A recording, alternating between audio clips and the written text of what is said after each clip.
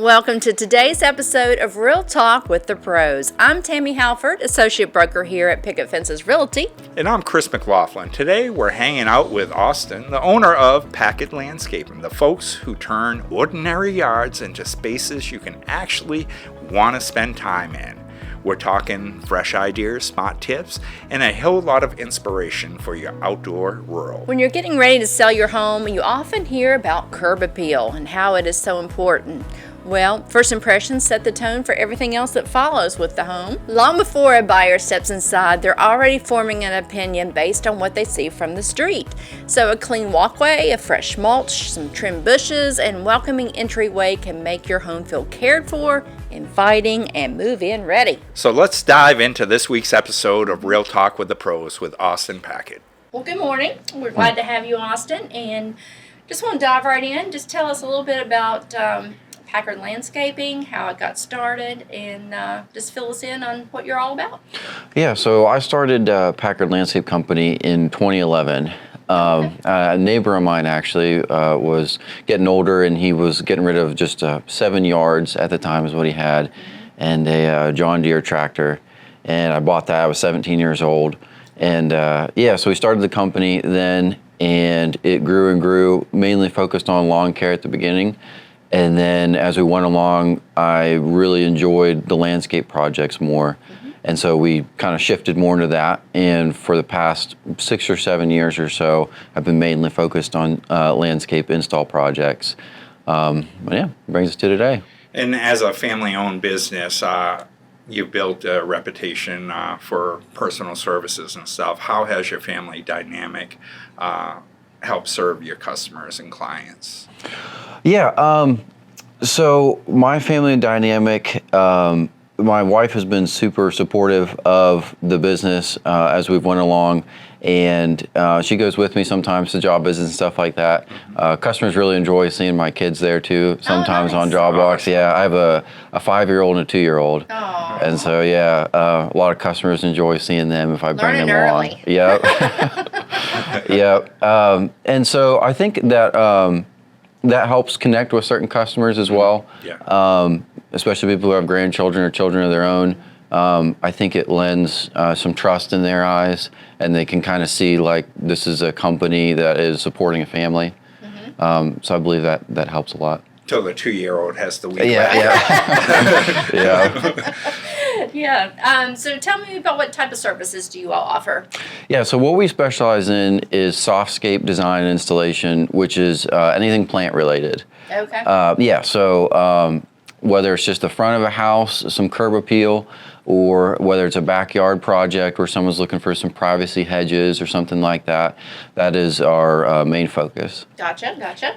Garden and bed plant installation is a big part of what you do, of course. But what are some of the homeowners, what are some of the mistakes that you see them making when they're, Yeah. And I know you help them choose and everything, but what are the biggest mistakes you see? Don't have a green thumb like me. That's sometimes what it is, yeah. Sometimes it's they don't have a green thumb and they're not sure what to put in an area. A lot of times people will have an idea in their head of what they want their house to look like, but they'll buy stuff that's way too small. And so it's going to take 5 or 10 years before that gets to what they actually are wanting. Right. And so one of the ways we're able to help that is we buy far more mature plants from a local nursery, and people can see their vision a lot sooner. That's one common one. Another one is people not understanding just what type of plants will work in an area, whether it's something that's too shady or too sunny, or just something that doesn't really do well for this area. I'd say those are probably the two most common. Fran would love you because that's what she spends most of her. She can't wait for spring and summertime. She's a realtor here and runs the office. Transaction coordinator. And she has beautiful flowers, and she spends a lot of time with them. And so on mulch and soil, is mulch a good thing? I hear, or does it depend on where it comes from? And tell me about the soil. Should it be tested, or do you just kind of look at it and know, or what's the importance of those two? Yeah. So when you're talking about like landscaping around a house, as far as the trees and bushes, it's not as essential to test your soil in those areas because you're more so digging an area for that plant, adding the right fertilizer and topsoil and whatnot into that specific area. And then just making sure that plant survives in that sphere that it's in. When you're talking about like a lawn or something like that, it's a better idea to have it tested because you're going to have to probably rework the entire surface area of that lawn. And so it's good to know like what's in your soil for a lawn. It's never a bad idea to test your soil for sure. It would be an extra precautionary step before you install some plants. So my idea of just throwing seeds out there doesn't matter. And Put hay on top of it. I'm really good. You offer sod seeding and hydro seeding, 3 different approaches. So how does a homeowner know which option is the right one for their lawn, and how do you go about telling them? Yeah, so a lot of times it comes down to budget. Seed and straw is going to be your cheapest option, and then hydro seed and then sod. So a lot of it comes down to budget, and then it will also come down to how immediately do they want their yard. And then in the reverse order, it'd be sod is there immediately the day we put it in. Hydro seed comes up in about a week, and then seed and straw can take longer than that. So yeah, it kind of comes down to budget and how quickly they're looking to have a lawn. When it comes to edging and borders and pretty rocks, what's the trend right now? What are you seeing as the thing for yards, or is there such a thing? Yeah, some of it comes down to personal preference, but I do see a lot of people in this area liking like the natural boulders installed in their landscape. When we do that from time to time with different projects.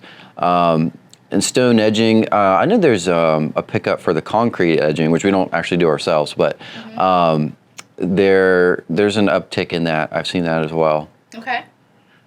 The natural boulder and the river rock installations have become more popular. I've seen them, even the lava rock.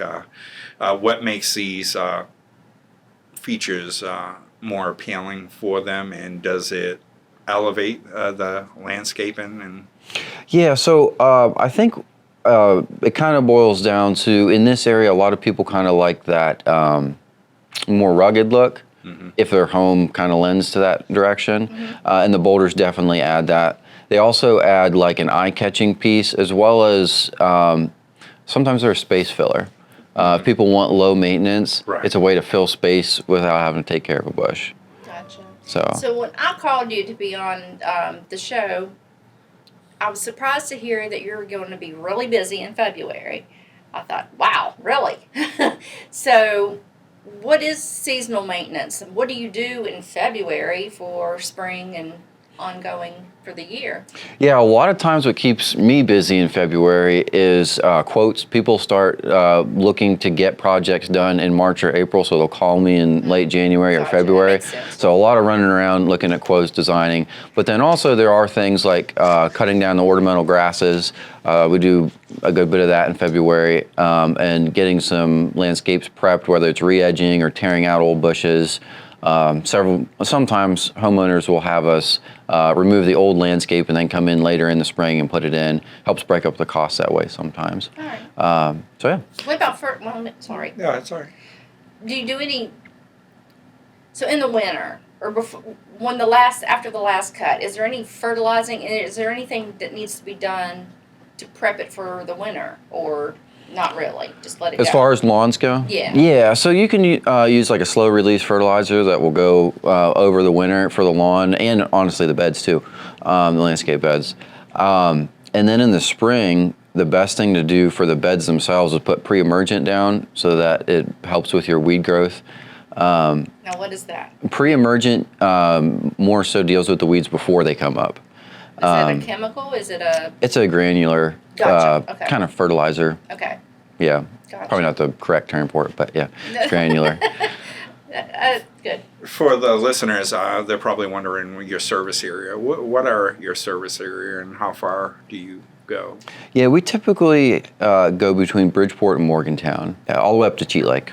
So when someone calls you to come out for the first time, you've not met them, what can they expect from your initial consultation, and how does that go, and what do they need to have ready, if anything, or you just Yeah. kind of go around the yard with them?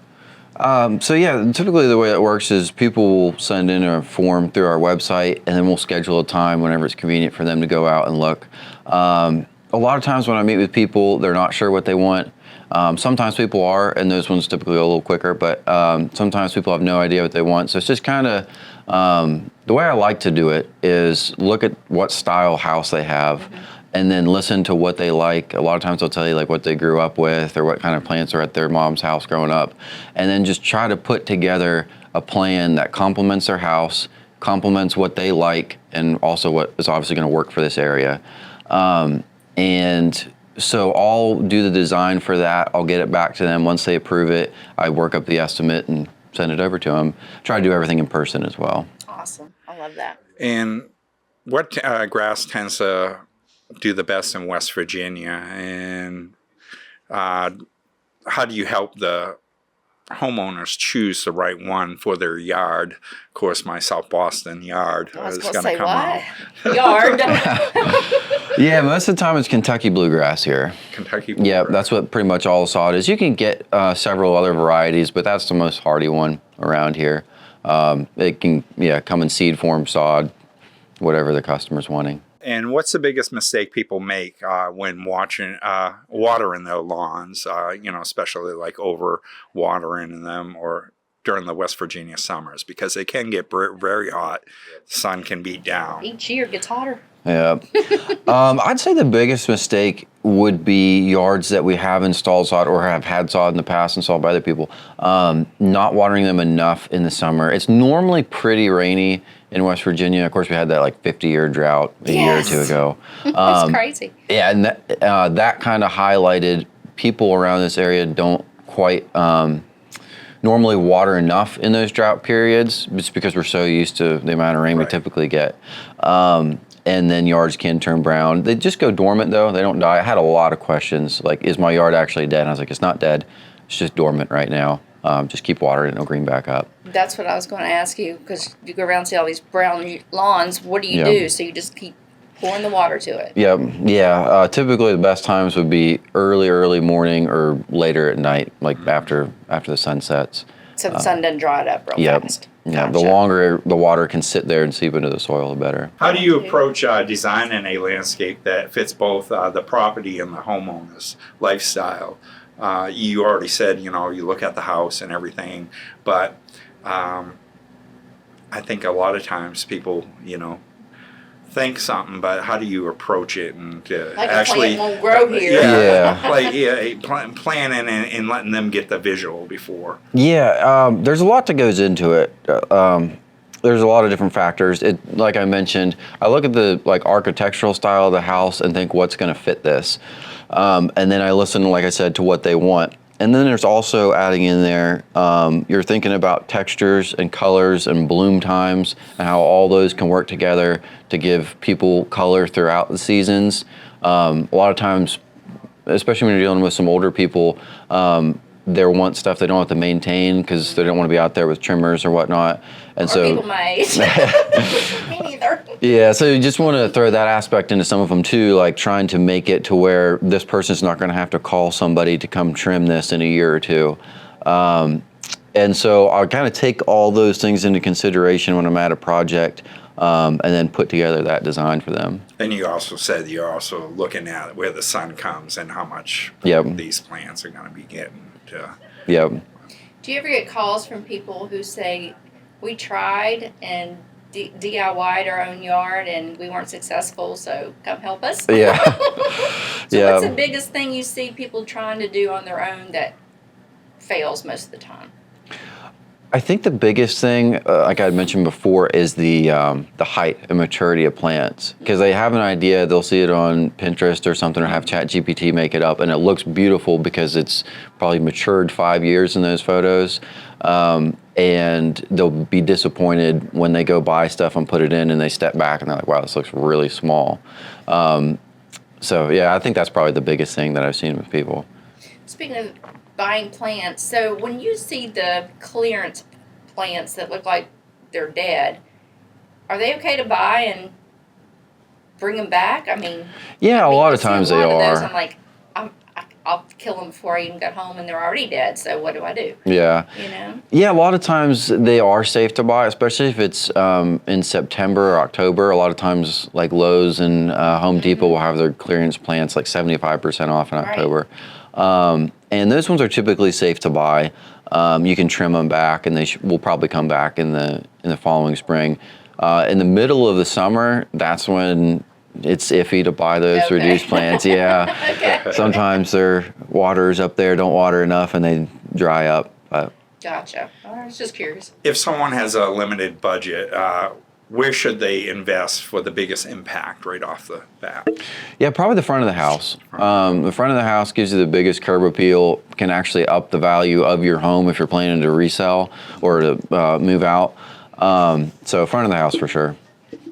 What's one maintenance task that homeowners, I guess you mentioned it earlier, not watering the grass enough, but what can lead to bigger problems down the road? Also with just landscaping as well, not just the lawn, but I'm guessing like weeds and things that happen that way. So what's our biggest mistake? Choosing something that can get too big for an area. I've seen that before a good bit. Like people choose a tree, plant it too close to their house, and then it's brushing up against their house and their windows and dropping leaves in their gutter all the time. That's a good point. So I've seen that one a lot, which is whenever we plant trees, we typically try to either plant it far enough away from the house to where they have several years before they were going to have to trim it, or choose things that are going to stay. They don't get tall, but they stay fairly narrow so they're not brushing up against the house. And that's why you call the pros, Chris. And what landscaping trends are you seeing right now?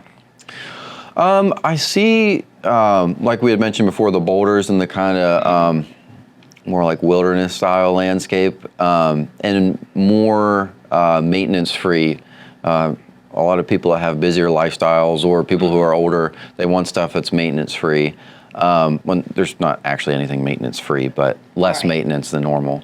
I see that a lot. We get that question a good bit. So what's the toughest project or challenge that you have met since you've been doing this?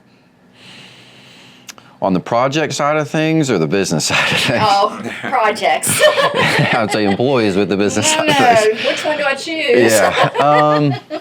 Toughest project. Have you done like a hillside that's like straight up and down? Have you done, what? Yeah. What's like, yeah, wow, actually, yeah. We landscaped Fellowship Bible Church over in Bridgeport. Oh, okay. And we put some boulders in the hill for them. And they had this narrow kind of alleyway, I guess you could say. There was like a retaining wall here, and the church building was here, and it was just enough to fit a skid steer in and get back. And then we had to, by hand, roll these boulders up a hill. That was tough. I would say. But it turned out good. They really liked it. Oh, good. So. Are there new tools or technologies that are making landscaping and everything for your job easier now? For sure. We have what's called a mini skid steer, a dingo. And the different attachments and stuff they're coming out with that are super helpful. They make the job go far easier. So year-round, as a homeowner, if you're not there maintaining everything, what should we do year-round? What's our schedule? What should we be doing fall, winter, spring, summer? I know you come out, but you can't be there with us holding our hand all the time. Yep. So what would you recommend? For plants, like landscapes that have a lot of perennials or ornamental grasses or things like that, that is like a fall time task normally. You can just cut those down, maybe do a light trim on your bushes then, and then probably late spring, do a trim on all the bushes and trees. And then past that, it's weeding. I mean, you're never going to get away from that entirely. Even with weed barrier, weeds are still going to come up from the top. So that would be a task that's just going to kind of be an all year round thing until winter hits, is some weeding. But hopefully, if people do their jobs right with the weed barrier and everything, you shouldn't have too many weeds coming up through. Gotcha. Eliminates a lot of it, I'm sure. For sure. What's a project that you're most proud of and that stands out to you the most? Yeah, so this past year, I think we did one of the projects that definitely was my favorite. It was a memorial garden for a family who had lost their daughter, and that one was really special. It was a pretty big project. It was a big English garden project in their backyard, but definitely wanted to nail that one and get it right for them. But that one was just really special. Sweet. So again, about weather. Can you plant when the ground is really, really dry or really, really wet? Or how do you, I mean, if you scheduled something, say, for next week and it like pours rain, I mean, how you keep up with the schedule based on the weather? I mean, I think that would be difficult. Yeah, it definitely does fluctuate a lot. And so just communication with clients is pretty important. Just letting them know if we are not able to make it out when we said we would be. We try to do what we can in the rain. There's a certain point where it's just going to mess up their property more if we're there, so we try not to do that. Planting in the skid steer coming yeah, around. Yeah. We try to use some mats and stuff to protect their lawn. Oh, okay. But there is a point where it's too wet to do anything. So that kind of pushed back your whole schedule and. Yeah. Then you got to try to make it up. We typically only try to plan like a 4 or 5 day work week, so that way you can kind of account for that. Okay. That's smart. Yeah. Just especially in the spring, it rains a lot, and so you're going to run into that. What plants or materials work best in our climate, and what ones should people avoid, especially around here? Yeah, the best ones are going to be anything that works in zone 6, which is what we are. Mm-hmm. So it's stuff that is going to be able to tolerate like -20, -10, something like that. And then things that are not as deer prone. Yeah. Yeah, definitely. It's impossible to say that they're deer free, like deer proof, because they'll eat anything. This past winter, when we had all that snow for January and February, they ate a whole bunch of stuff they never should have eaten. So nothing's truly deer proof, but trying to get things that are more deer resistant is pretty key. A lot of whistle pigs around here too. Yeah. So, if I kill all the golfers, sir. Yeah. So I hear that marigolds are. Yeah. I know about like around the garden they said plant marigolds. So is that a true myth or is that just a myth? No, that one's true. That one's true? Yeah. We should have played true or false. Yeah, they don't like the smell of marigolds, and I've never seen them eat a boxwood, ever. Okay. Yeah. Very cool. So what are those trees? Because I love them because they're good all the time because they're green and then they turn that fiery bright red in the fall and burning bushes. I love those. Yeah. So they always look good. Yeah. And they turn just for the fall. Yeah, the English garden that I mentioned, we line that whole thing with burning bushes, so that one in a couple years it'll have a nice tall hedge around the outside. That's so awesome you did that. That's precious. What's been the biggest lesson you've learned while running your own landscaping business? To not quit. When things get tough, just keep going and learn from your mistakes and don't do the same mistake twice. Yeah, I'd say that's the major one, to not give up. So how many is on your team? How many employees do you have? We have 3 employees right now. Are you hiring? Yeah, for the right applicants. Okay. Yeah, we're looking for people with more experience. For a lot of years, we'd hired pretty much anybody that wanted a job and try to train them and get them to an area. But with our demand and stuff now, we're looking for more people who have previous experience. That way we can kind of skip the training of how to landscape and just how to do our systems would be the main training. So just call you if anyone is interested? Yeah, we're on our website. There's an apply now button. Oh, okay. Very good. Where do you see Packard Landscape Company in the next coming years? Yeah, so we'd like to expand into 2 different teams, or possibly 3. That may be a little bit further down the road. But it'd be good to have 2 teams. We're working towards that. Just be able to accommodate more customers. Like I said, probably from the Bridgeport to Cheat Lake. We've thought about expanding all the way up into PA before, because I've heard that there's a good market up there. Still drivable from here. Yeah, now that they've got that toll road. Yeah. Yeah, in PA, I mean, the outside they're focusing on, but they still got the 1960s kitchen. Yeah. Yeah, whatever. Yeah.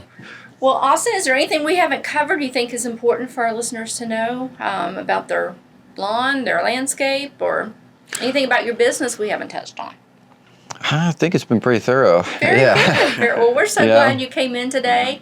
And Chris in his yard, I'm glad you understood what he was saying. So She likes to pick on me. just a little bit. It's all right. But thank you so much for Yeah, coming. you're welcome. Thank you. For inviting me. I appreciate it. Absolutely. Well, that's a wrap on today's episode of Real Talk with the Pros. Thank you again to our guest, Austin Packard of Packard Landscape. And today's episode sparked ideas or gave you a new perspective on your own yard.